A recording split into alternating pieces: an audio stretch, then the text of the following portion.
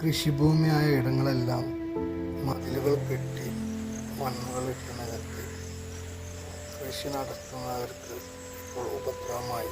ചുറ്റുപാടുകളിലും വലിയ വലിയ വീടുകൾ വന്ന് ഒരു മണ്ണുകൾ ഉയർത്തിക്കെട്ടി കൃഷി ചെയ്തിരുന്ന ഇടം ഇപ്പോൾ വെള്ളക്കെട്ടായി മാറി. എല്ലാ കൃഷികളും ഇപ്പോൾ വെള്ളത്തിൽ. കുറച്ചു കാലത്തെ കഷ്ടപ്പാടെല്ലാം ഇപ്പോൾ വെള്ളത്തിലാണ്. ഇതാണ് ജനറേഷൻ കൃഷിയിലേക്ക് ഇറങ്ങാനുള്ള അവസ്ഥ. വെള്ളം എങ്ങനെയൊന്നും അറിയില്ല. ചെയ്തതെല്ലാം നശിച്ചു പോയി. ഇനി എന്ത് ചെയ്യണമെന്ന് അറിയുന്നില്ല. ഇതായിരിക്കും കൃഷി ചെയ്യുന്നതോടുള്ള വിധി.